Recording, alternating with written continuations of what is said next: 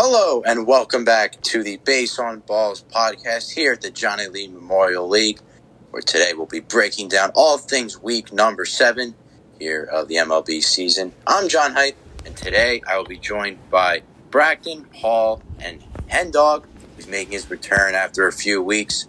So guys, before we get into everything, I'll start with you, Hen. How are you doing today? You know, it's good to be back. I wish I can come back talking about a nice win, but you know, we persevere. It's not how you start; it's how you finish. Beach dogs, we're still swimming. I'm doing well. You know, obviously I've been busy for the past month or so. I mean, I know you touched on it a lot of this podcast. Obviously, school wrapping up, a lot of broadcasts, but you know, I'm starting to settle back down. Wanted to hop on the show again, and yeah, I'm ready to get into it because it was a pretty eventful week. Glad to hear it, Hen. Paul, how are you doing? We're doing pretty good. I had to cut out early last week, but I'm happy to be back. Happy to break down the week this week. And lastly, Bracton, how are you? I'm all good. Knew I was going to lose this week, but I'm glad to see I had a solid weekend showing at least. So, yeah, definitely. So let's start with the matchups. And usually, for every episode I've hosted, I usually start with one of our matchups, that whoever's on the episode. But I think for obvious reasons, let's talk about this first matchup between the Rochester Red Wings and the Bowling Green Hot Rods. Cody's incredible 22 game win streak over 3 seasons is finally over, and Dave secured the win in convincing fashion, 767 to 560. All right, Bracton, I want to start with you because you were actually the last person to beat Cody during the regular season. I guess it was 2021. So what did you see out of this huge upset? Yeah, that little statistic was new to me today. I didn't know that at all, so I'm glad to have had that honor. But now Dave has slayed the dragon here, 767 to 560. Yeah, he had a great week. Probably the best week he's had all season without having looked at all the numbers. But he's got production from a lot of important players, including Josh Lau. That trade, again, one of the best trades of the year. Josh Lau for Alex Cobb, 1-for-1. He got 58 points from Paul DeJong. 37 from Josh Jung, 32 from Spencer Torkelson. Wow, that's pretty. That's something. And his pitching actually was the second highest in the league this week. 352 points from pitching for Dave, which was outstanding. And Cody ranked near the bottom in 11th in hitting and middle of the pack in pitching this week, which I found to be pretty surprising. The Fantrack projection actually had this flopped. It had Cody winning 753 to 542 to start the week, and so I found it pretty funny that it was actually the opposite happened. So it's really interesting. Cody obviously made some trades that we're going to be talking about later on in the show, but big congrats to Dave on a huge win. Really, really, really happy for him, and good luck the rest of the way because Dave looks like a force now. So, yeah, and I just double-checked. It was 26 consecutive regular season games he had won. Paul, you're up next. What did you think of this? Yeah, I've been touting Cody's team all year. You know, he finally went down. He's been doom and gloom about his team for a while. It finally, bit him in the butt a little bit.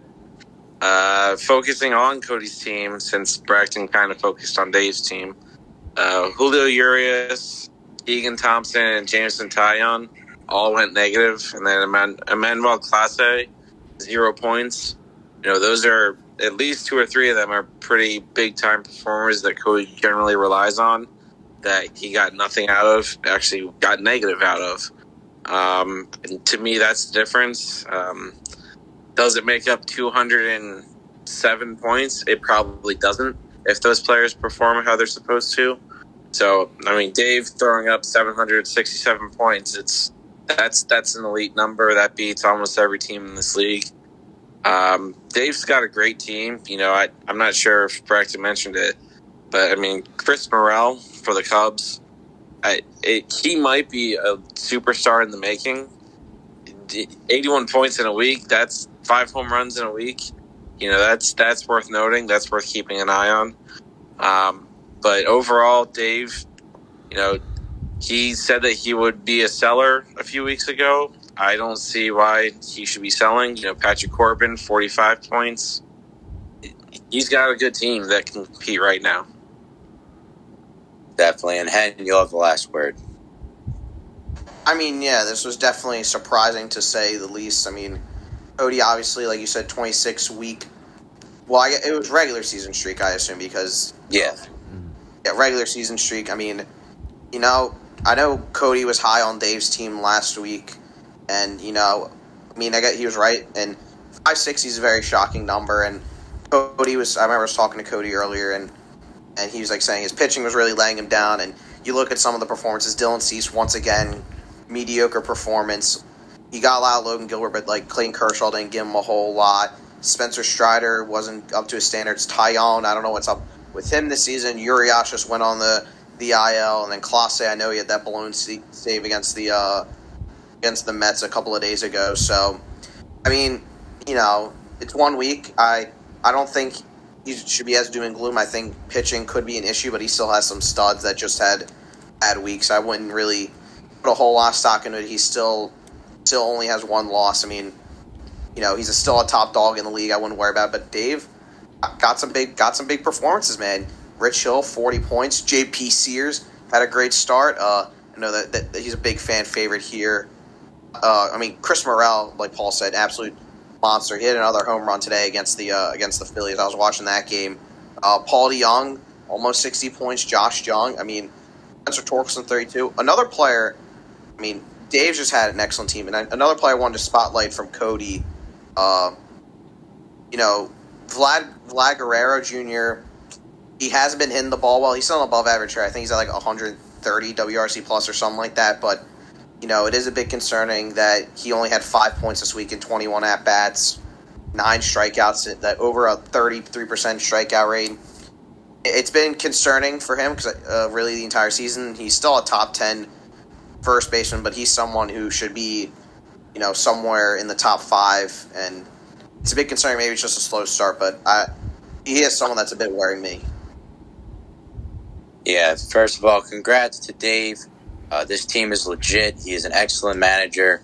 Like Brack mentioned, former champion, so he knows definitely what he is doing so far with this team. And on Cody's side, again, it obviously was a down week. A lot of bad luck from the pitching. I know Julio Urias is going to be out for a little bit of time. I think he got put on the IL.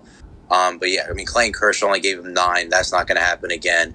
But the one thing that I do want to bring up real quick, because I'm glad you're on this episode, Hen, is I still think back to the trade you made with Cody in the offseason, where it involved Juan Soto and Julio Rodriguez. And I was checking Julio Rodriguez's stats today, and he is in a little bit of a sophomore slump. He's batting just a little over 200. He's batting 204. 7 homers isn't bad, but and I know Juan Soto hasn't really been tearing the cover off the ball much yet either, but Julio Rodriguez is someone, he only gave him 5 points, so 10 points combined for Julio and Vlad Guerrero Jr., so these are 2 things to look out for going forward. Some of these younger players on Cody's team, I think there's a little bit of cold stretches, but they're certainly going to bounce back soon and in a big way. So Wait, can I interject another interesting trade that has been kind of biting Cody? Another trade we made was, there was obviously that big Juan Soto deal, but also another trade we made was Yordan Alvarez for Michael Harris, and I think I gave him a first-round pick also in that deal. So Michael Harris, I think he ended up trading away, if I remember correctly. Hold on, I have to... for Luis Robert in that deal earlier. So you gave up Michael Harris for Luis Robert, but Yordan Alvarez is still, one of the best hitters in baseball. 7.5-point bat. He had a great week this week. I know that. So another trade that's kind of hurt him a bit. So it is interesting to see. Just kind of previewing what Alvarez did for on the season. He's been excellent as well. So that's another trade I thought was interesting that he made. Yeah, and it's interesting that he ended up going back to a somewhat older bat. Jordan is obviously kind of like, I think 25, right? Am I right? 26, around that. I know Robert is also around that age too, so he ended up going back to that age little limit as opposed to Michael Harris, who's a couple of years younger. But anyway, very interesting stuff. We'll see if Cody rebounds next week in a very big matchup with a certain owner on this pod. We'll preview that in just a little bit. Let's head now to another matchup. Let's do hens now. So Tita, who is one of two 7-0 teams remaining, the Nashville Sounds defeated Clearwater 755 to 675. Hen, I'll let you go first. What did you think of this one, and when did you think throughout the week when Tita was starting to really pull away and put this game out of hand? Yeah, I mean, shout out Tita. He's in the call. Again, another dub, staying undefeated. I think big thing, if you're looking at just overarching theme, pitching's king. I mean, if you look at the bats, my bats outperformed Tita's, but my pitching got outperformed by 110 points, and that's 107 points. I mean, if you take that math up, I win by 3 points. I mean, you look at around, Sandy Alcantara still is not performing at a Cy Young level. I'm still holding out on him, but he's really thinning my patience. I just feel like I'm worried that I feel like I can't sell him low, so that's why I'm also holding out. But he didn't have a great performance. Luis Castillo only had 3. Sonny Gray, who's been a very underrated pitcher for me this season, only 8 points. Peralta 19. Max Scherzer finally decided to have a great game. David Bednar, a lockdown closer, really didn't get a whole lot of opportunity. Only 4 points. I mean, just the pitching really kind of let me down. And Tita, got some great performances. Zach Eflin, who I was trying to trade after, but he paid a price I wouldn't pay. Ended up getting 39 points from him. Heen Dogs, 32. Merrill Kelly had 2 great starts, picked up 64. So, really came down to pitching. My pitchers didn't pitch well, and Tita's did. Yeah, that's ended up being the case, and we'll go to Paul next. Yeah, echoing Hen Dog. I was just looking at some numbers. Relief pitching, I think, was a big factor here. Tita had 59 points from his relief pitching to 30 points from Hen Dog. It's a 29-point difference. It doesn't make up the whole 80-point difference, but, 3/8 of it. And then, 12 starts versus 11. 1 extra start from Hen Dog closes the gap even closer. I think overall it was pretty evenly matched. The bats both are over 400, which is a ton of points. Tita, I've said it time and time again, he's a team that I feel like was overlooked at the beginning of the year, but you cannot look past Nashville. If you do, you're going to lose. Tita's killing it. He's got, young bats. He's got old bats. He's got young arms. He's got older arms. He is the makeup that I think everyone should be striving for. So, big ups to Tita. And Brack, you have the last word. Yeah, echoing kind of what everybody's been saying. I was on this. I think I predicted Tita in last week's show, or at least admitted you can't bet against him. You did. Yeah. So happy that Tita proved me right there. But Adolis Garcia, 62 points. As much shit as I've been giving him, I believe he was among the higher scorers on both teams this week. I know Hen got 71 from Corbin Carroll, which is absolutely insane. But other than that, I don't think. Yeah, I think that 62 from Adolis Garcia was up there for the most out of any player this week, which is interesting.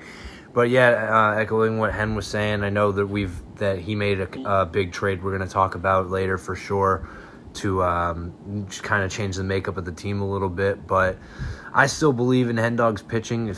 But if he wants to trade me Sandy Alcantara, I certainly will allow that. I will actually be PMing him possibly a little later. Be on the lookout, Hen, just saying. But yeah, relief pitching, like Paul said, Tita's got some dogs. Cano, Matt Moore, who I had at a point, put up 21 for him. It's pretty good. And don't look out for Tita, man. 7-0, only going to keep getting better. So he's established himself permanently as a contender in the league. And I'm not counting Hen Dog out, even though I still have a game on him, just saying. But he's got a great team. He'll be there. He'll be in the playoffs for sure. And it'll be interesting to watch these two teams moving forward. Let me just say one more thing real quick. Zach Eflin had 39 points. And Tita acquired Zach Eflin, I believe it was Saturday, for his start on Saturday. So 39 points purely made by Tita making a great move when Smell put him on the block. 39 points plus the 30 points from his relief pitching that he had the edge on. That's 70 points. That's pretty much the difference in the game. Yeah, I mean, shout out Tita. I have to play Tita next week, so not looking forward to that. Just the amount of moves he makes, and they're always successful, and it's built this juggernaut, the 7-0 juggernaut. In terms of Hen's team, again, I'm not worried. It was a very tough week. One thing I do want to mention real quick is I know we'll talk about trades in a little bit, but I think the Max Muncy deal already, he gave you 50 this week. I think it was a great move. I mean, I think he has 15 home runs already, so I thought that was certainly a plus. Corbin Carroll is an absolute dog with 71. But let's go to the next matchup. Let's talk about Bracton versus Jamie. So Jamie took down Bracton to the Tampa 721 to 546. Bracton, you can go first. So at the beginning of the week, when at the end of our podcast last week, I admitted I was going to lose this matchup. I had no shot of winning this matchup. I didn't think that was going to happen, whatever. What I wanted to do was see some positive signs, and some positive signs that actually did happen were Danny Jansen had 42 points, which was kind of crazy to me. It was just I picked him up off waivers last week and put up 42 this week, so it's interesting to see. And my bats in general, I am very, very happy with. I was only outscored by I believe roughly 30 points against Jamie here, and we've been talking for weeks about how Jamie's got some of the best bats in the league, like Fernando Tatis, Bryce Harper, Acuna, Bobby Witt, guys like that, and to see my young group of guys keeping up with that 392 to 358 was a positive sign. The pitching, however, was not. I had Marco Gonzalez go negative, Patrick Sandoval went negative, Ranger Suarez went negative, Walker had a negative start. That's just not what I want to see, obviously. It's not what anybody would want to see. Manoah had a negative start. If I'm serious about competing, I need these guys to start performing a little better. Hunter Brown had a good outing, and so did Bryce Elder, but I need these guys like Manoah and Sandoval and Ranger Suarez to really get going here if I'm going to have a chance to compete. But I really like seeing some of the young guys, like Zach Neto had 26, Kalenic 38, Brett Beatty outscored Gunnar Henderson by 12. Some of these signs that I'm seeing here are giving me reason to believe that I'm on the right track here. But props to Jamie. We've been talking for weeks about how Jamie's got to start putting some wins up on the board, and I don't see a reason why he can't rattle off 4 or 5 straight here. His team's legit. He had a very good week, 4th in scoring, so props to him for sure. Paul, you're up. Yeah, so in the past I've bagged on Jamie's team for being very star-studded, but not very deep at all. And the first test of this came with Jazz Chisholm hitting the IL. So he had a gaping hole at second base, and he goes out in free agency and picks up Owen Miller from the Brewers, who just puts up 38 points this week.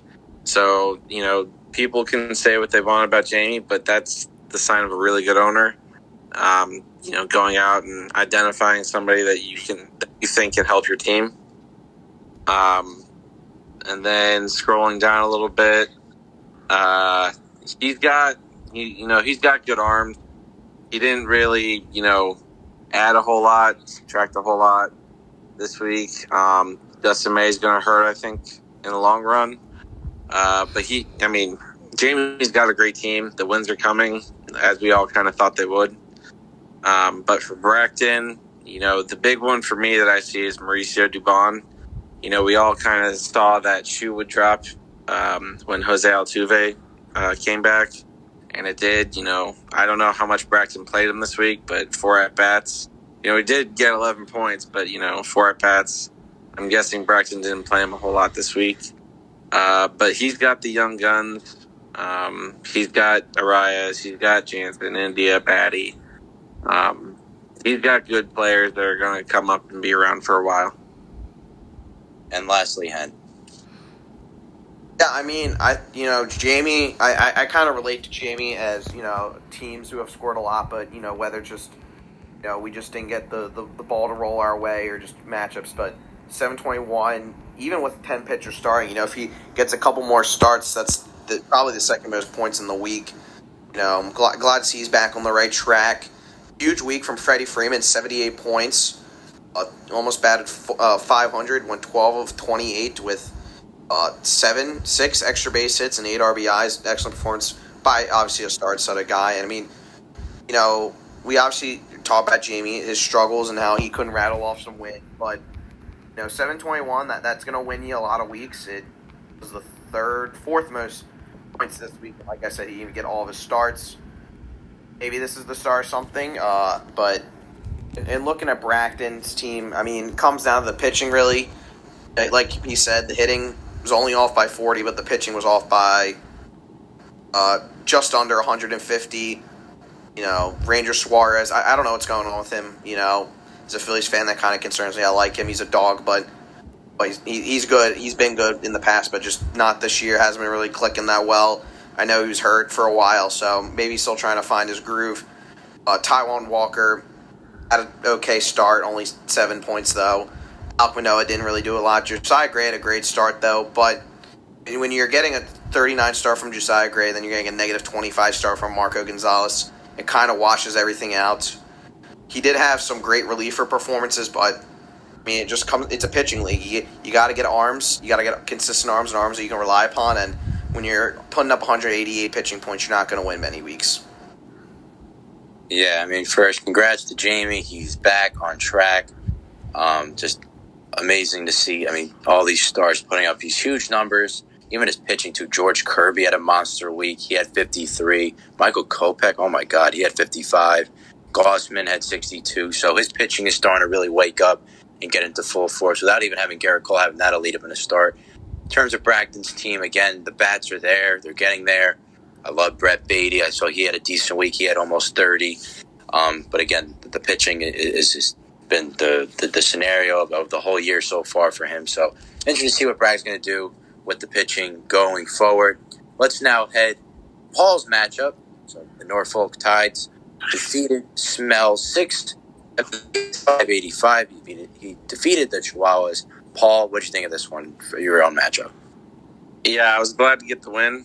4-3 feels pretty good. I've kind of 180'd on my team, 3 or 4 times this year. It started, I thought, really good. Then, had my fire sale / retool. Then I started buying a little bit. I had my 2-point loss, but 2 in a row, 3 of the last 4. I'm pretty sure. I think feels pretty good. MVP of the week for me, Nolan Gorman, 82 points. He's only, I think he's 22, 23 maybe. A bat that I intend to keep for the long haul. But most importantly, I think this week was my pitching, 309 points. I think it's the second time this year that I've crossed 300 points for my pitching. Justin Steele, 43 points. Kodai Senga, 40 points. Martin Perez finally comes through for me with 36. I'm very pleased with how my team finally performed this week. But as for Smell, he said, kind of later in the week that he would maybe start looking at selling, which he did when he gave up Eflin, like I just talked about. He had good performances. He had some pretty tough performances too. If he's serious about selling off some pieces, I think he's going to get good returns for it, as he already has. But it's a roster that I still think if he wanted to build it up a little bit, I think he could at least sneak into the playoffs, maybe get that 7th seed. But we'll see what he wants to do. And Hen, you're up. I mean, Paul, excellent performance by him, 678. Esteury Ruiz, once again, just kind of dogging for the Tide, 66 points. Kyle Schwarbaum getting a nice couple of home runs. He's maybe starting to find his track back. I know he's had a rough start. Looks like he's kind of starting to find his way, at least in the home run department. I know his average is always going to be low. But Nolan Gorman, it's a former Beach Dog. I always show some love for them. 82 points. At the time, it was a tough piece to give up, but I'm glad he's being taken care of. I always like rooting for my former players unless they're playing against me, but he's been absolutely dogging. And then, looking on the pitching side, Kodai Senga still consistently putting out great quality starts.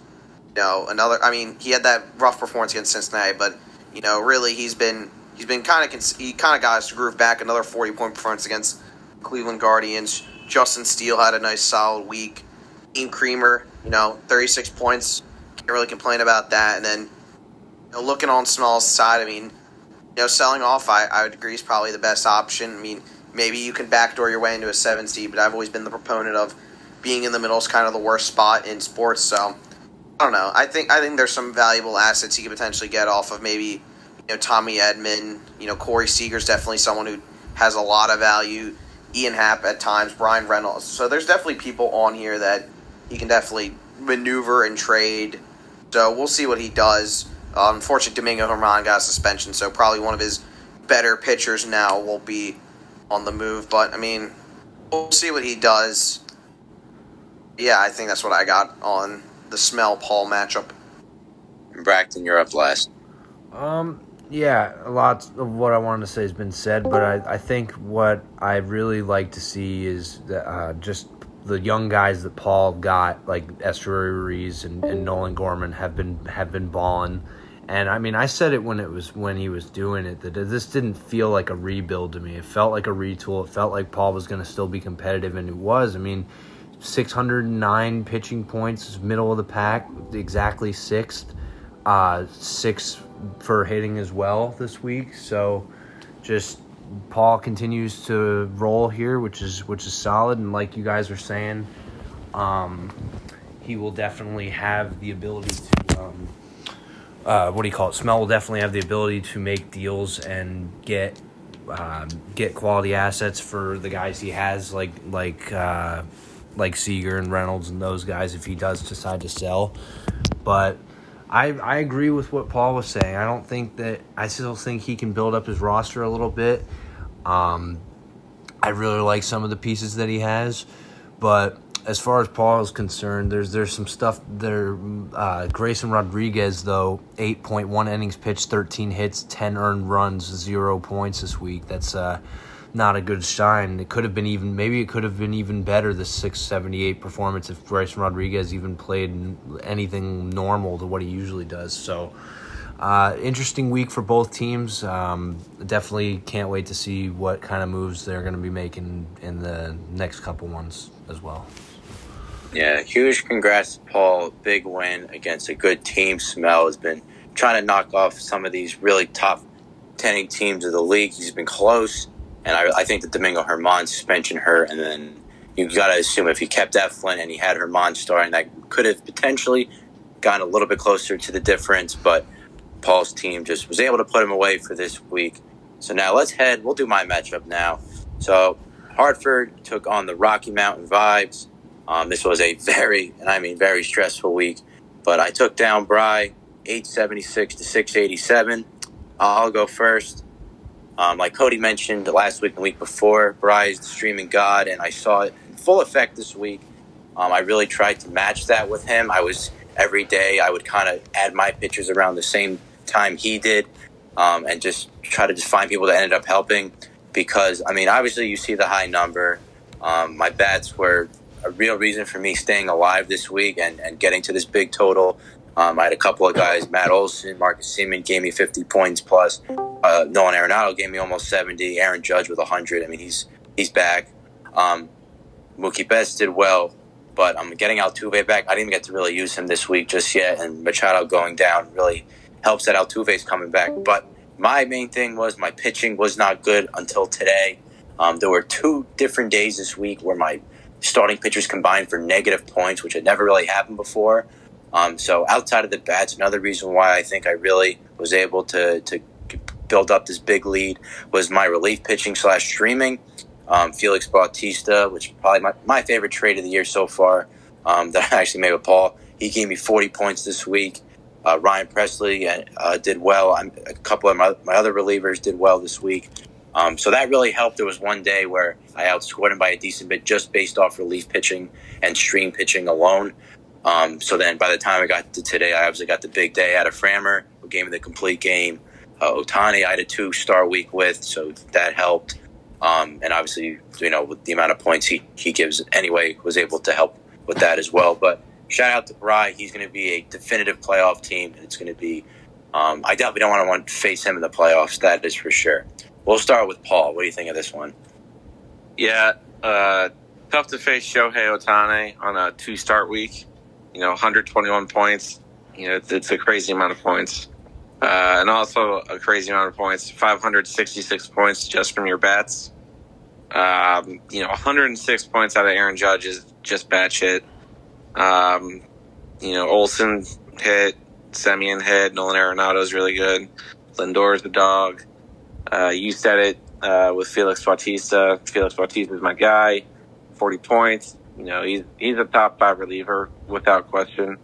A really good get for a team competing for it this year. And possibly now the favorite to win it all with Cody going down this week. John Haidt's going to be at the front of the pack now. But as for Bry, Bry's killing it. Over 300 points from his arms. Streaming the hell out of the relief pitching. Guy gets some points, and he's still net positive from it. So it's hard to knock it until it loses a match for him. Lance Lynn finally had a good week. Hopefully turning it around for the White Sox. Jesus Luzardo, 15 strikeouts this week in 2 starts. It's a ton of strikeouts. Bry, or John Haidt just said it. Bry's a team that's going to make the playoffs. I would expect nothing less. How far he'll get in the playoffs will be determined over these next few weeks and month or two. What kind of moves he wants to make, how he wants to set his roster for that big playoff push. Yeah, Hen, you're up next. I mean, obviously this was probably the co-match of the week, either me or the Tita, or either this game or the Tita and me game, but now it's hard winning a week when you score 76 points. Didn't you, John, hit 900 last week as well, or close to it? I was over 900 last week. I was 901. I mean, yeah, almost back-to-back weeks of 900. It's unfortunate. I think, obviously you're starting to establish yourself as the head honcho, but I mean, Bry had a solid week. 687 would have beaten myself, both Connor and Chad, Smell, Paul. I think it was in the top half, and some pretty good teams it would have beaten as well. But just ran into the best team this week. Aaron Judge coming back ever since he's come back, he's been absolutely dogging every day this week, I believe. It had over double-digit points, so except for the first game back. He had 33, 10, 11, 18, 14, 20. I mean, ridiculous stuff out of there. I mean, also, another thing to look out for, I know you mentioned the James Outman revenge game. He's really been kind of cooling down ever since his hot start. In his last 10 games or so, only one performance over 3 points, which, he's obviously a rookie. It's bound to happen. You're not going to get the cover off the ball every time, but 26 points total, and really all that coming from one performance with 23 in a game earlier this week. Not the worst end of the world, but it is something to note. Pitching, like we said before, pitching's kind of the... Actually, I didn't even check. I thought I saw less, but the streams from Bry helped him out, especially in the pitching department. But the points from the bats, 566 points. That's just a ridiculous amount. But John Haidt separating himself from the pack, the GOAT, separating himself from the the herd, if we're going a little pun intended there. But you can win all the regular season games. It matters how you do in the playoffs. But definitely two competitors, and this is potentially we can potentially see this rematch sometime in the playoffs. I'd imagine this might be happening. Yeah, exactly. That's what I'm thinking. Playoffs, as long as you get in, anything can happen. Braxton, you have the last word about this.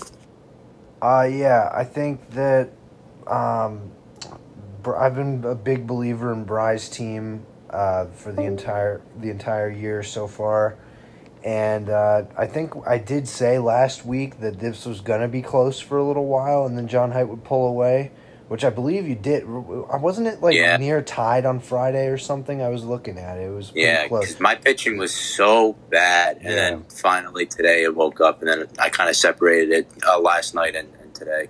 Yeah, I mean, Bry has nothing to be ashamed of. 687 is fifth best in the league scoring. Would have beat a lot of other people. And definitely a positive sign to see. I know Paul mentioned it. Lance Lynn was 70 points. He got Lance Lynn for 2 prospects from Tita during his cold streak. So maybe if he turns that around, Bry gets an ace caliber pitcher for 2 prospects. That could really go a long way coming when we get closer to the playoffs. But I definitely like seeing some of the things from John Height, like 106 points from Aaron Judge and where's the 121 from Ohtani. John Height's bats alone would have beaten Cody, Scott, me, Connor, Homko, and Chad this week, which is just absolutely ridiculous. And, I mean, John Height, number 1 in hitting, number 1 in pitching again this week, and number 1 scoring overall by a good margin. So, congrats to him. But Bry's got nothing to be ashamed of. He's a contender here, and definitely looking forward to watching these two teams play out over the next couple weeks. Yeah, thank you. And again, shout out to Bry. It was a very stressful week, one of the most stressful weeks so far this season for me. But he'll definitely be back, and I am excited. Well, I'm not really excited, but it should be interesting to see when I play Tita next week. But got a couple more matchups to hit on real quick. We got Connor versus Chad. So Connor is in the win column once again. He defeated Oklahoma City 467 to 367. And we'll start with Braxton here. What did you think of this one? Yeah, a couple teams that maybe aren't going for it all this year, but definitely looking to build for the future and getting some quality assets for some of these players that might be having good weeks. Jorge Soler had 40 points for Chad this week. It'll be interesting to see if he decides to maybe capitalize on the hot streak there, maybe sell him off and get some good assets. But he sold Kyle Freeland this week. I don't remember what he got, but we'll be talking about that later. I know Kyle Freeland went negative 19 this week from Kyle Freeland, negative 13 from Jake Irvin, negative 8 for Luis Ortiz for Chad this week, which is unfortunate. But that it's about, he lost by 100 points, and that's a lot of negative there. So maybe the gap would have been just a little bit different had it not been so negative. Negative 6 from Cody Bradford as well. But he got some good starts from Kyle Bradish, gave him 36. Luis Medina gave him 25. He got some nice production from relief pitching, except Hunter Harvey got negative 14. But it's a lot of negatives from Chad. But looking at Connor's team briefly, got some good production from Ketel Marte, Ezekiel Duran, and Starling Marte. Anthony Santander got 53 for him. There's definitely some pieces that contending teams can look to get from either one of these guys if they're really serious about making a run. I'm sure both of them are open for business. They're always really good in the PMs, and it'll be interesting to see coming up what moves they decide to make here. Ham, what'd you think of this one? Yeah, I mean, obviously this is a game which, and I mean no offense when I say this, someone had to come out on top.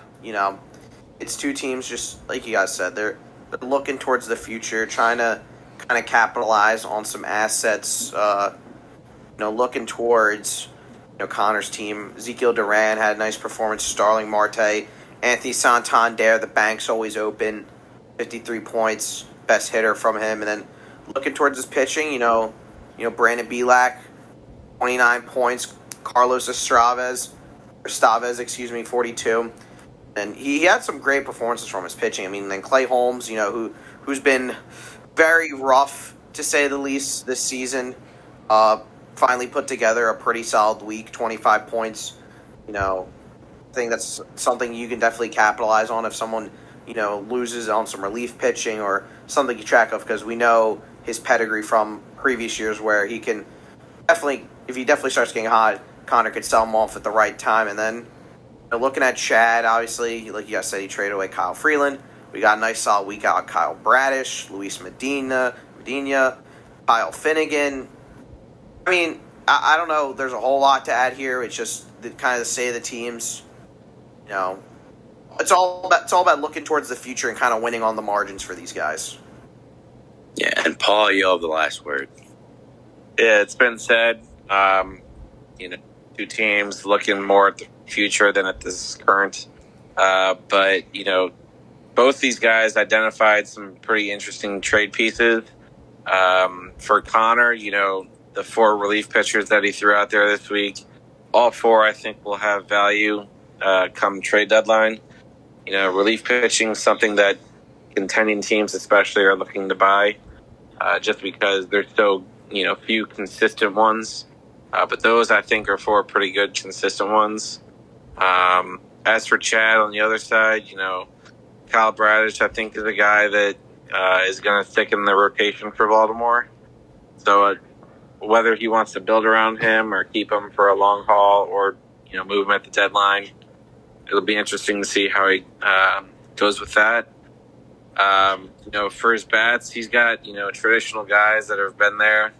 Come October, Nick Castellanos, Joey Gallo, Jorge Soler is a really nice bat. And so Chad's got some pieces, just like Connor's got some pieces, and I think both these guys are going to be pretty active come the trade deadline. Definitely will be. Shout out Connor for the win.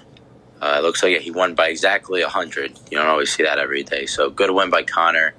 Chad, again, with a lot of good pieces on this roster that could potentially be moved to one of the teams looking to win a chip this year and getting a lot of more youthful assets back for Oklahoma City. So we got one more matchup to talk about before we hit the deals. It was Homco versus Scott. And this week, Richmond defeated Kannapolis 555 to 454. I'll let Hen go first for this one. Hen, what'd you think? Yeah, I mean, Scott, another kind of low-scoring affair for both teams, but, you're really talking about just an absolute dog this week. Camilo Doval in relief had 60 points, which you really don't see that a whole lot, really, ever, but also kind of more of the same we've been saying about Lourdes Gurriel, another solid performance, 48 points out of him. This is someone, especially with some of these contending teams, if let's say an injury goes down or you want someone that's kind of like a utility bat, you could definitely see someone like Gurriel getting flipped for some assets, and because he's been consistently putting up numbers like this for the entire year. Braxton Garrett had an excellent start for him, 39 points. Didn't pick up the win, but quality start with 8 Ks. You'd like to see that if you're Scott. And then, looking over towards Homco's team, obviously, another team that's kind of trying to rebuilding, but he picked up Dansby Swanson later on from the week in as part of the Robert trade. We'll talk about that. That'd be something to watch out for, along with Michael Harris. Riley Green, once again, another solid performance, 29. Same with Theara Estrada, 35 points. I think we know the situation with these teams. I think really best case scenario, if you're looking at either one of these guys, if you can get really solid performances from players who are like in their mid to late 20s, you could try selling off, picking up a couple of prospects, maybe a pick or a young player. But yeah, Scott had a nice win, but Homco, obviously, for him, losing isn't always the worst case scenario. I guess he doesn't have his first round pick this year, so but, obviously you know what I mean. Yeah. Paul, what do you think? Homco, for his side, I'll talk about him first. He's got good players. Hendog just mentioned the big trade this week. The Robert, Swanson, Michael Harris, players coming, going. A little insight that I had from Hamko, he felt comfortable to move Luis Robert because he has Riley Green. An interesting take, but certainly one I would somewhat agree with. I think Riley Green's really kind of starting to turn this corner to become the player that he was touted as in the draft, and then as a top 100 prospect. But it's sort of similar to our last matchup that we talked about.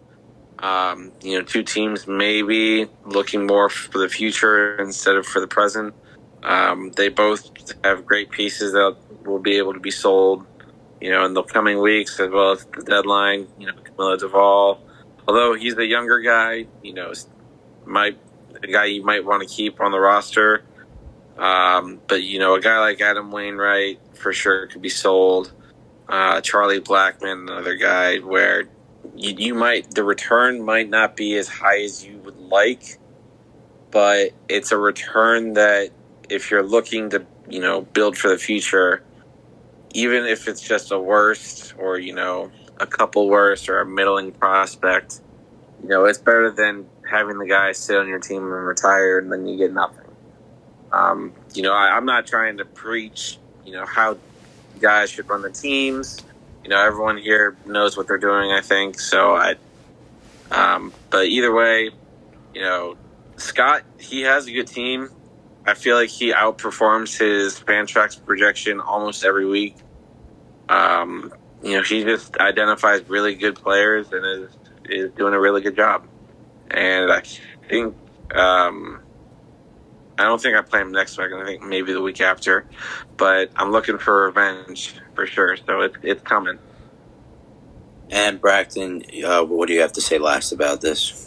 Yeah, there's a lot of my former players that are showing out in this matchup. 46 for Francisco Alvarez, 28 for Alec Boehm, 29 for Riley Green. Just a lot of players making me eat my words on trading them, especially Riley Green now getting all this praise and all that. He's kind of been passed around a little bit ever since I moved off of him. But for both Hamko and Scott, holding on to some of these guys that are going to be key producers to them in the future will probably be huge. I know Scott has been saying that he would be comfortable moving Francisco Alvarez, but after this 46-point week, maybe that's somebody he's now cementing as part of his future there. Who knows? But I agree with what Paul's saying. There's definitely some pieces here, just like we were talking about with the last matchup, that could be sold off to some contending teams to get some nice returns for the future. But I'd like to point out Scott put up 555, which was 10th in the league, just behind Smell and Cody, with only 8 starts. So if Scott's able to get some pitching here and maybe four positive, nice starts, maybe we can see some of those numbers increase here. So maybe he turns around and starts to buy a little bit. I don't know. This could be really interesting to watch these two teams. We've always been talking about how Hamko has some pieces that can be sold off, and if he goes the direction of buying, which I think he made some pretty good moves this week that we'll be talking about later on. But definitely these two teams are so interesting to watch, and another congratulations to Scott for a nice win this week. Yeah, great stuff from Scott. And again, Hamko, I think the bats are definitely there. They did perform really well this week. They had almost 300 again. Again, losing Luis Robert obviously hurt a little bit, but the way Riley Green's been playing. Second, I think of Riley Green, I think of you, Braxton, because of all that hype that might actually be real. So we'll see if that will pan out. Another guy that I also like on Hamko's team is, I think his name was Tanner Bibby. I don't know if that's how you pronounce his name, on Cleveland. He's had a couple of pretty good starts the last couple of weeks. He's only given up 4 earned runs, the most in his start so far throughout the season, and outside of that, just 2 and under. So I know it's another young pitcher that Hamko has. He's obviously got Yuri Perez, who I'm excited to see. Maybe he'll call him up soon because he's been doing pretty well. So can only wait and see. But that'll wrap up the matchups portion of the episode. I think I've hit everyone. Yes, we have. All right. So now let's head to the best part the deals. And my God, this was a crazy week. Absolutely bonkers. Not the most I think we've had in a week since the season started, but I think some of the most important moves that have been made all season long. So let's go around the virtual circle. Everyone talk about their deals and then anything else that they liked. And I'll let you go first because you had obviously the biggest move of the week. So talk about everything that you saw. So, yeah, I mean, pretty big deal. Traded, it was Wander Franco, Joe Musgrove, and Zach Veen for Bo Bichette, Marcus Stroman, Drew Jones, and Perlander Baroa, I believe is how you pronounce his name. Yeah, I mean, obviously I didn't intend on trading Wander Franco, but, obviously I feel I'll give Cody credit this, and I told him this individually as well. He's always someone that if he wants someone big, he's always willing to kind of pay the price, and I thought he gave me a fair shake. Obviously, Wander's better than Bo, but I think if you're talking about the second best shortstop, it probably is Bo Bichette. And I mentioned this kind of talking about my team, and this is my sentiment all along. I feel like I need better pitching. Joe Musgrove was someone who I traded for in the offseason, hoping he can kind of replicate that magic that he had last year, but I don't know if it's just the injury. I don't know if it's a slow start. I don't know if it's just old age, but he just hasn't been a good pitcher. I think, he's like an 8-point-per-game starting pitcher, which is like unacceptable. So, obviously Marcus Stroman's had a very good start to the season. Hopefully he can kind of keep that up.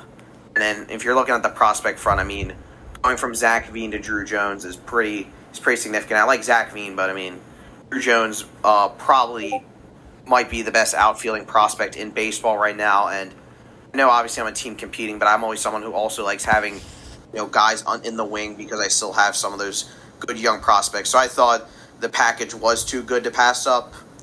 We'll see how it does. I know Bo Bichette outperformed Wander Franco today, so I'll be keeping tabs at least in the short term, seeing how those two guys stack up. But for me, obviously getting Drew Jones was huge, and then just going from Musgrove to Stroman this year. If he can keep up that production, and some of my other pitchers who, like Sandy or even a Max Scherzer can kind of get back into like 20-point-per-game mode, I'm very confident in this team. But I felt like I just needed a shake-up, especially in that pitching department. Definitely interesting to hear from your perspective, and it's a shame we couldn't get Cody on for this week, so I really wanted to hear his thought process as well. So maybe next week we'll revisit that trade just because it was so big and hear what he thought throughout that whole trade. Let's go to Braxton next. So talk about your deals and anything else. So I did not make a deal this week. I had a quiet week. Wow. I'm kind of in a tough spot right now where I've got things people want, but I have a little bit higher values on some of the guys that I have than some people are willing to pay. I know I was talking to one owner this week where I was just like, yeah, I like 2 or 3 of your prospects, but I don't think I could do all 3 of those prospects for one guy. And he says, wow, I wouldn't do one prospect for one of the guys I mentioned, much less all 3. So like that ended that conversation pretty quick. So I'm in a tough spot. I'm willing to move people. I put up a nice block this week. I haven't gotten a lot of hits on it, but if anybody has any interest in anything I've got up on the block, I'm certainly willing to talk to people. But that's enough for me. I want to talk about some of these big deals that I saw. Dave getting Walker Buehler, Terry Skubal, and Isaiah Green for 2 first-round picks, a second-round pick, Luis Matos and Cade Cavalli. I love this trade for Dave.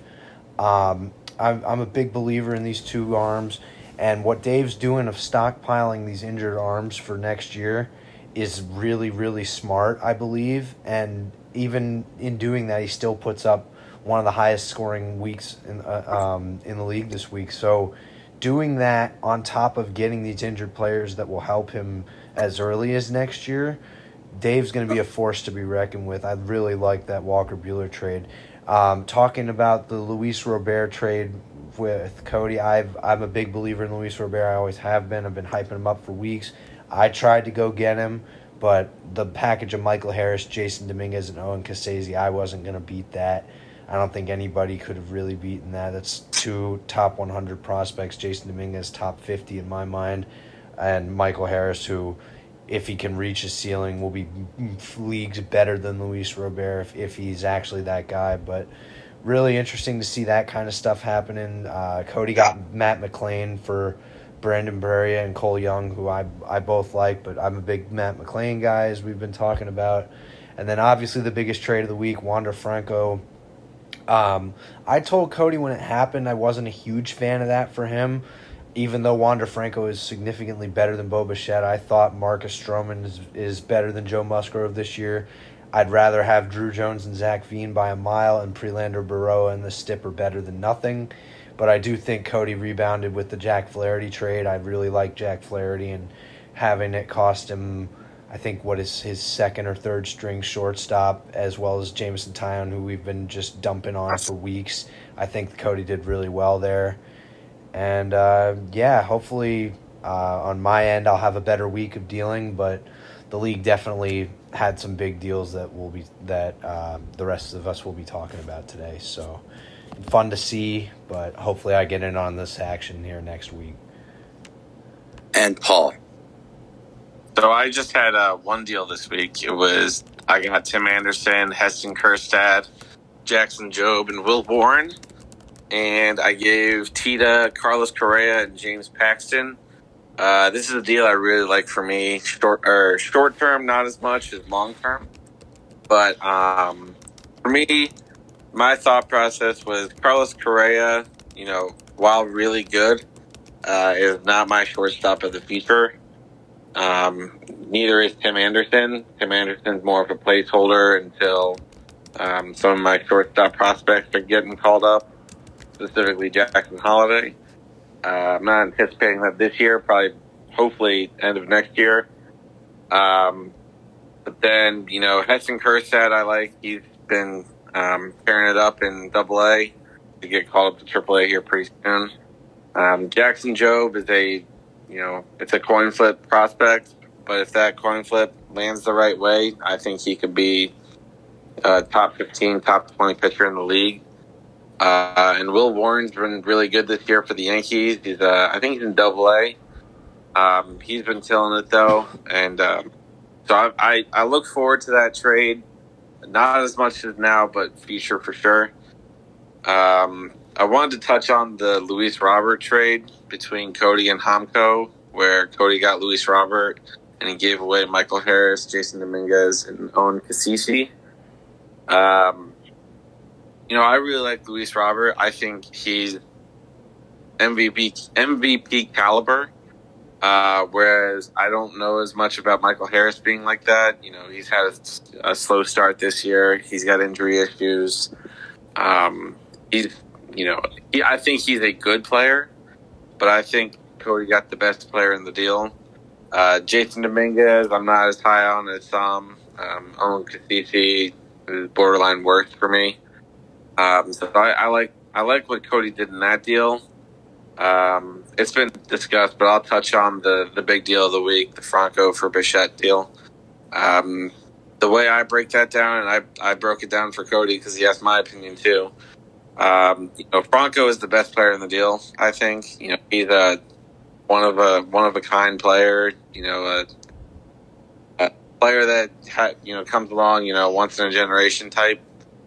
But the rest of that deal just looks really bad from my perspective. Stroman and Musgrove are pretty similar.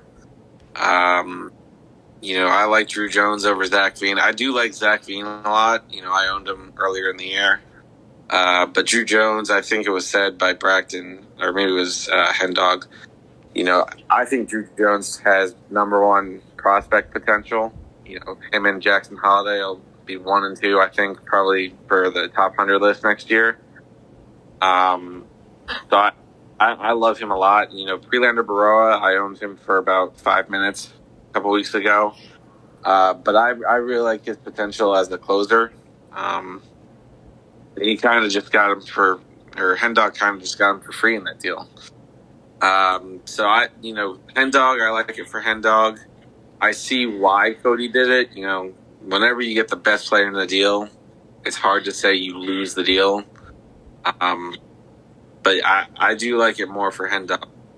And then Matt McLean, I'm a big Matt McLean guy. giving up two prospects that I once owned that I know Cody likes and I know Tita likes, Brandon Barrera and Cole Young. I think Cole Young has potential to be a really nice shortstop for the Mariners. Brandon Barrera just got it going with Toronto. He's a young guy. Pitcher is young. You never know what you're going to get, kind of thing. I like his potential. I like his future. The last one I wanted to touch on, Connor got Whit Merrifield for. I think I like Axel Sanchez more than a worse, but we'll just call it two worse. Whit Merrifield's a guy that if he's firing on all cylinders, he can hit an 850, 900 point bat. I think the long-term play for Connor here is flipping him at the deadline for more than he paid. It's always a good strategy. It's a strategy I've employed before, trying to buy a guy and then sell him high. Overall, a low amount of trades this week, but really high quality. There is one more that I just saw that I wanted to touch on. But the first trade of the week which was Cody got Alex Bregman and Connor got Oswald Peraza, Matthew Lugo, and Drew Thorpe. The headliner of that package is Peraza. Yankee shortstop. I like him. I don't love him. I know some people are higher on him than I am. But whenever you can get three prospects for a guy like Bregman, I think it's a nice deal. But once again, I think Cody gets the best player in the deal with Bregman.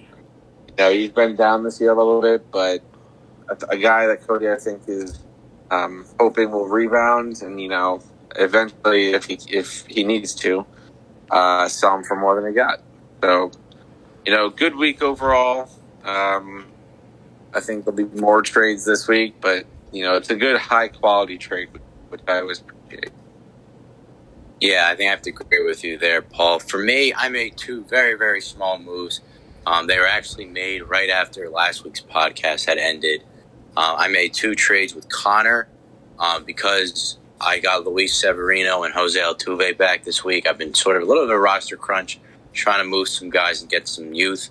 I traded J.D. Martinez away for Everson Pereira and a 2025 first. It was Cody's.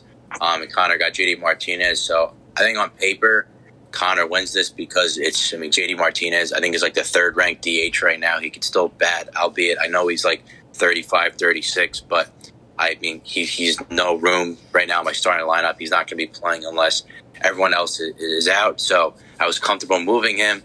I decently like Pereira. I think he's like a top 5 or 6 Yankees prospect. I'm not sure his long-term upside, but just name value alone, plus having being top 5, top 6, and then getting the first was big. I know it's Cody's, but a first is a first. So glad I could at least get that for a guy who's been playing really, really well, even still at his old age. And the other trade, super minor, I gave Connor Brad Keller for a 2026 second. Brad Keller ended up getting hurt this week, which I didn't know was going to happen. It's sort of like a poop for poop trade because the second is not until 2026. So I'll be way out of college by then. So that's really not much there in that trade. But I'll touch on a couple of the trades real quick. Starting with Bregman, I've had Bregman I think twice already since I joined the league.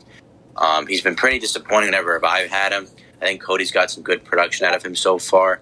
As a Yankees fan, Drew Thorpe, I'm a pretty big fan of. He's been pretty good so far in his minor league career. I know Lugo's got upside. Peraza, though, even as a Yankees fan, there's a couple of more prospects in the Yankees I kind of like more than him right now. I don't know if he's even considered a prospect or he's getting close to not being a prospect. So I think I like it for both sides.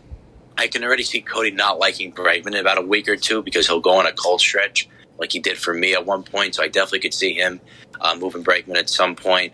But for Connor, I do like just the amount of youth he got as well. So it's sort of a win-win there.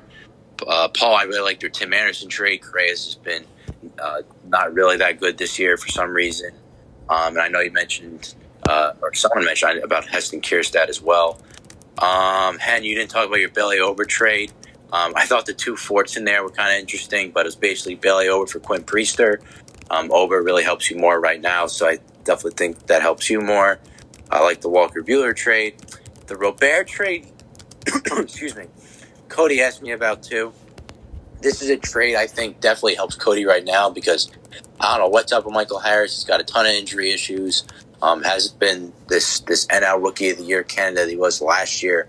But for me, I guess I'm a little bit biased, but I mean, I love Jason Dominguez. I think he's easily the Yankees' best prospect right now that Volpe has graduated.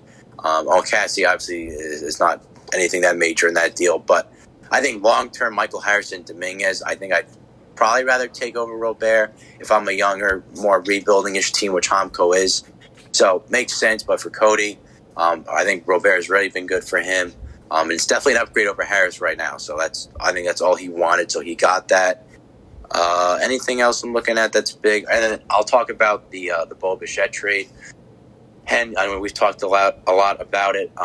For some reason, maybe I'm just in a small portion of baseball fans, and maybe some Yankees fan too. I'm not a huge Wander Franco fan. I know he had some inconsistencies last year, and this year he's really starting to put it together. And I know he's insanely young. I love Bo Bichette. I've always loved Bo Bichette. I think he plays, obviously, for a great team as well, and I know Wander Franco does as well. But, I mean, with Bo Bichette playing with Vlad and all those dogs for God knows how long, I think Franco and Bichette, I know Bichette is older. I guess Franco, he has been better than him this year. But again, I'm a huge Bichette fan, so I don't think the difference between them is that big, at least in my mind. I do think Marcus Stroman is better than Joe Musgrove, and I definitely think Drew Jones is a lot better than Zach Veen. I know Drew Jones has been hurt, and he hasn't really got off to the start that Jackson Holiday's had in the minors. But I think I do like Henside a little bit better. But, I mean, right now, Wander Franco is technically the best player in the deal, so that's what you kind of have to go by. But, again, I still think Hen did pretty well in that one. And I'll also be seeing who's going to be better going forward, Bichette or Franco. Another trade that I'll talk about real quick, Cody getting Jack Flaherty. That was that deal. He got rid of Taillon, so I think that's definitely a win for him. I'm not a huge Flaherty guy at all. I even told him that. But the fact that he still was able to get rid of Taillon in that deal definitely helped. I know he loves Dansby Swanson, but, again, there's no room now. He's got Wander, and he's got shortstops out the wazoo. So, I mean, there's not really an issue there. If Flaherty bounces back, I think it's definitely a huge win. But the fact that he was able to get some decent value, at least out of Taillon, and because Taillon's value could be going down more and more as the season goes on. But that will be done with the trade portion of the show. Hen had a head out for the night, so thank you, Hen, for your time today.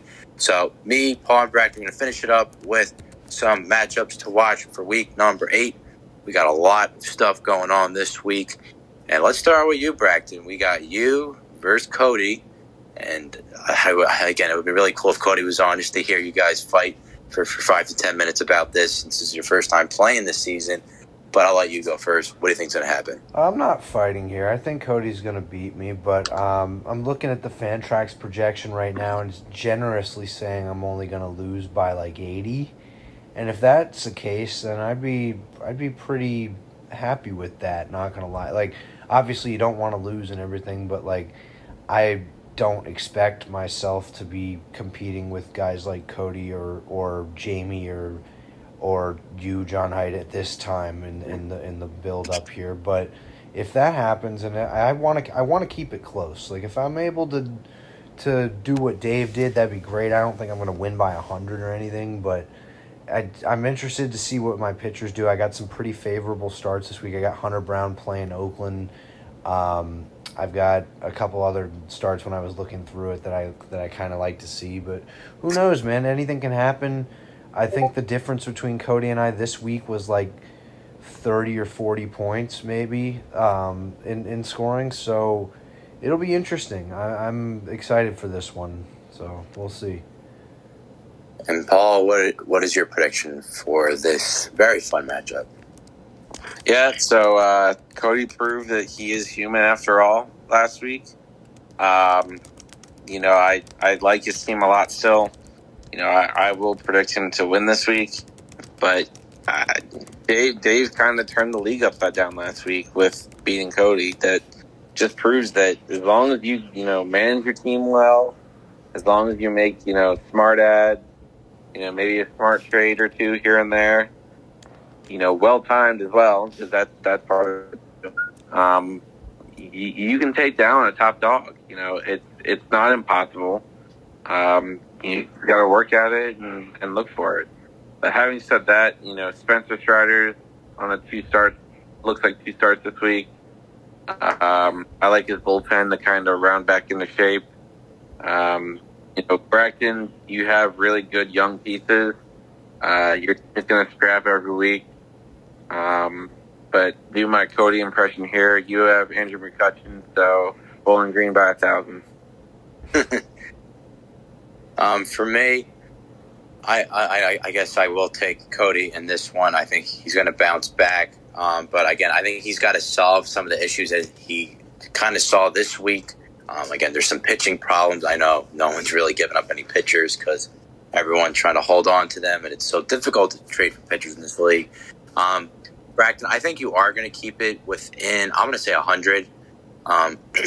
Hunter Brown against the A's. I mean, Kramer just do a complete game shutout against the A's. So, I mean, I'm sure Hunter Brown probably can do something close to that.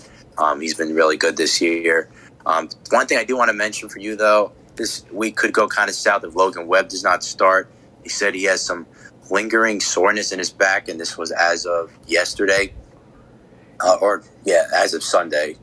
So, interesting to see if he is going to play this week, if he's going to need some IL time, which obviously you hope not. But yeah, I think Cody will bounce back, but it's going to be within 100. So I'll take the Hot Rods to get back on track in the win column. So let's now go over to Paul. Paul, you'll be facing off against Richmond, the Flying Squirrels. You, again, versus Scott. I'll let you go first. What do you think? So I, doing the breakdowns earlier with the matchups, I said that I wasn't sure if I played Scott next week. Turns out I do. I'm looking forward to this. There is history. A couple weeks ago, I lost to Scott by 2 points. Yeah, didn't you just play Scott? It was 3 weeks ago now. Wow, that's jeez. Yeah. It was 3 weeks ago when I lost by 2 points. I've been looking forward to this since that. My goal is to demolish Scott this week. I got nothing personal against him, but losing by 2 points, it really stings. So my intention is to Swiss cheese his team. So that's funny. Bracton, what do you think's going to happen? Yeah, I don't know if Paul's going to destroy him necessarily, but I do think Paul will win just based on some of the guys that Paul has. There's too much talent, I think. The 2-point loss was unfortunate. I don't see him losing again. I could see Paul by 75 to 100 is my prediction. Yeah, I'm going to take Paul in this one. One thing I do want to mention for Scott's team, Francisco Alvarez has been really playing well, especially in this past week. Will he keep it up? I know the Mets are kind of weird with their prospects. Bracton, kind of like the Rangers. That's what it kind of reminds me of. But I'm interested to see what Scott's pitching is going to be like. Paul's going to hit the 12-start limit. Will Scott get to that? He's looking for some more pitching potentially. So I'll take Paul in this one. I'll say by 150. One more note for me. I have a couple pitchers on my minors that are in the pros right now. Liberator, Brandon Williamson, and then Jared Schuster. I'm pretty confident that at least one of those guys are going to be called up for me this week. Possibly two. So the team you see now might not be the team you see in a few days. Because like I said, I intend to win this week pretty handily. And I need the guys I need to have or make that happen. Yeah, I don't blame you. I know you want to try to get that revenge against Scott. So now let's head to my matchup with Tita. So 2 7-0 teams left. Me and Tita Man, Hartford versus Nashville. I've been dreading this since the season started. I've made so many trades with Tita. Now I have to play him, and he's coming off his best week yet, or probably top 2 best week yet. I'll talk about it first. I set my pitchers for the week. There's still one little decision I have between 2 guys. It's actually Luis Severino and someone else, because I'm trying to figure out if Severino's really going to be back to his normal pitch count now he's coming off injury. Obviously, I don't have Ohtani for 2 starts again, which would have been nice this week as well. I think Framber pitches against the A's again. I'm a fan of that. He did really well today against the A's, so I don't see why he wouldn't do that well again. I know tomorrow's kind of a weird day. A lot of teams are off, but players will be back. Should be a fun one with Tita again. I'm not even going to look at his team because I'm sure it'll be different, even though he did not make a lot of trades last week. He only made a few. So I'm going up against Yandy Diaz, who's been really good this season. I know that was a Paul guy. He's been absolutely nuts so far. Adolis Garcia has been really good. He's actually the 2nd-ranked right fielder and 7th overall player right now, which is pretty wild. But the pitching, I definitely think it's really gotten a lot better. Not the biggest names, but guys that have just been great this year. I've been trying to trade for Eovaldi. Definitely not going to get him this week, I'm sure, because I'm playing against him. He just got Zach Eflin, who was a part of the orchestra of beating Hen. I'm expecting a move like that this week, too, to really try to, especially if it's close between me and him by midweek. But yeah, it should be a fun one. I wish Tita the best of luck. I'm obviously not going to predict. I really want to keep the undefeated train going as long as possible. I think I do have Cody after this. Oh, wait, no, I do not have Cody after this. I have Hen after this. I have Cody somewhat soon. Oh, Braxton, I have you after Hen. Okay, I have Cody in a couple weeks. Well, I know Cody's on the horizon. I'm sure his team will be even better by then. So I'm trying to win as much as possible, obviously. And Tita is going to definitely be one of my toughest challenges yet. So I wish you the best of luck. I'll start with you, Braxton. What do you think's going to happen? Yeah, I think this is going to be a pretty close game. I think that it's going to be within 50 to 75. I think that I don't really love making predictions in games like this, but I am going to lean towards John Haidt just based off the fact that he's got guys like Ohtani and Judge that are just unmatched. And if they do what they did last week again, then John Haidt, I don't think, should have a problem here, but I can't bet against the Sounds ever. Tita's going to be making moves. He's only got 8 starts right now. I don't know whether he set his lineups yet, but it'll be interesting to see what he did or what he does going forward. But this is without question the game of the week.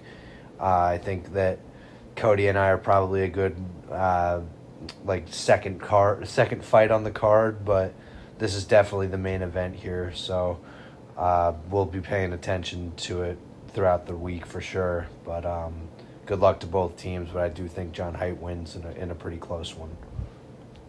And Paul, what do you think? Yeah, this I think comes down to Shohei Ohtani. No 2 starts this week, but he doesn't need 2 starts to get up to 90, 100 points. And if he does that, I think John Haidt will win. But at some point, Shohei's got to hit, a little bit of a cold stretch. If that happens this week, I think John Haidt's going to be in a little bit of trouble. I'm going to go with John Haidt. I'm going to go with the Yard Goats. Because breaking down this last week's matchup, bullpen is probably one of the most underrated strengths of John Haidt's team. He's got 3 guys that can easily get between 15 to 25 points week in, week out. And to get, 70, 80 points from your bullpen is extremely underrated. I like Tita's bullpen as well. He's got good players, Yennier Cano. The feelings that I have for Yennier Cano are pretty well stated, I think, on this podcast. But the merry-go-round, the revolving door that is Tita's team, I think it stopped at a pretty good place. If it has stopped, he could trade in the next 2 hours and all this is moot. But He's got really solid outfield. He's got really solid infield. His bats are, right there. And his arms are really underrated, I think. Zach Eflin threw up 40 points in his first start with him. J.P. France has been a guy that nobody heard of, 3 weeks ago, but, 53 points in 2 starts. He just keeps finding these guys that just keep putting up points. So I think this will be, a matchup in the 700s for each side. Again, I'll go on height, but I think this is the matchup of the week, and I think they'll earn its billing. Yeah, it definitely will be a fun one. Yeah, there's so much that can happen. This is not going to be the team I'm sure I'm going to end up facing. Like, the whole roster is going to not be the same by the end of next week. But there are so many people on this team that are red hot right now. Again, Diaz is one. Salvi Perez, who we just traded for recently, is catcher number 3 right now. Obviously, Adolis Garcia. So he always finds a way to pick up people who are in these insane hot stretches. So I got to hope my guys stay hot and my pitching bounces back. So I'll feel really good if my pitching bounces back. Zach Gallen gave me negative 13 last week. Let's hope that doesn't happen again. So there's a couple of people that definitely could help me get the win. But again, best luck to Tita. It should be a blast. All right, we got a couple more matchups to preview. So, okay, we've done us 3. Let's now do Hen versus Connor. So, again, Hen had to step out a little bit early for tonight. So let me start with you, Braxton. What do you think is going to happen in this one? Yeah, it's going to be Hen by like 200, 300 points here. I think that nothing against Connor's team. I like some of the pieces he has, but I consider Hen Dog to be a top 5 team in the league, and I think this is going to be the beginning of Hen Dog's like Jamie-esque type, like win 3 or 4 games in a row here and fully get himself back into that conversation. I don't really think he left, but have the record to back that conversation that starts this week. I think Hen Dog wins pretty handily. And Paul, what do you think? Yeah, I'm also going to take Hen. What I'm looking for this week from Hen is his pitching. He's had some down week with his pitching. But I think, Freddie Peralta, 2-start week, he just started today, so he's 1 start this week. But anyway, Mitch Keller, has been, a revelation this year. But Taj Bradley, recalled, had his start against the Mets, 14 points. Should get a longer look in the rotation this time around with Rasmussen probably out for the season. And then his bats, if he can get in the 350 to 450 range, he's probably going to be 700, 750 points. I just don't think Connor can match that. He's kind of publicly stated he's looking more at the future than at the season, which he's done a great job of, and he's going to continue doing that. But I'll take Hen this week. Yeah, I am going to rock with Hen for this week. Getting back in the win column. Connor had a very good victory this past week. But again, I think you're going to see a lot of moves this week potentially. Looking towards the future for the Sod Poodles. Let's now head to Dave versus Mel. A very intriguing matchup. So Rochester versus the El Paso Chihuahuas. Paul, I'll let you go first. A week ago, I would have said this matchup could be, possible, 5-6 seed matchup. With Smell publicly stating he's looking at selling. He sold off, 1 or 2 pieces. If that sell-off continues, then I think this tips pretty heavily towards Dave. But, I'm not sure if that's the right move or not. I think he's got really good pieces, especially his bats are really good for Smell. Pitching, there's a lot of young guys. I'm not sure if, they're contributors for this year or especially for this week. But, for Dave, Patrick Corbin, really good free agent pickup. I think it's 4 or 5 straight quality starts for Patrick Corbin. So that's one good player. JP Sears we've talked about, but his bats, he's made great improvements with his bats. Jarren Duran. We talked about Chris Morel. Josh Lowe was really good last week. I think he'll be really good again. So, two predictions. If Mel is serious about selling off and does that this week, then I'll take Dave's team by about 150. But if Smell hangs in there and tries to squeak it out this week, then I'll take Dave. But I think it'll come down to Sunday. It'll be under 50 points. And Bragton, what's your prediction? Yeah, I like Dave regardless of whether Smell starts selling off. I think Dave's going to be riding the high from beating Cody, but I think this team's legit. I think that he's got some serious pieces, and I think that that Dave will, if Smell sells off, I think he'll win by more than 150 like Paul was saying, but if he doesn't sell off, I still think Dave by 100. Yeah, I think I have to agree. Just anyone that just beat, the best team in the league for the last couple of years, that broke the streak, I'm going to take him for the foreseeable future. So give me Rochester. I think it will be pretty close, though, because Smell really puts up a good fight. There's a lot of good batting pieces on this team. Just, again, it remains to be seen if he's going to keep them by the end of the week. Two more matchups to talk about. We got Bry versus Homko. Bragton, you go first for this one. See, I think that Bry's just got too much good pitching to lose this matchup. Even if the bats are close, because we've all talked about how good Homko's bats have been and how we always like what they do every week, I do think Bry gets it done pretty convincingly just because of the amount of sheer elite pitching that Bry's got. But I wouldn't be surprised if the bats are close. I wouldn't be surprised if it's like a me and Jamie type week where Bry wins batting by like 30 or 40 points but wins pitching by 200 or 300. I could see that happening, but give me Bry, but I like Homko's team a lot, so we'll see. And Paul. I think this is definitely going to go down to Sunday.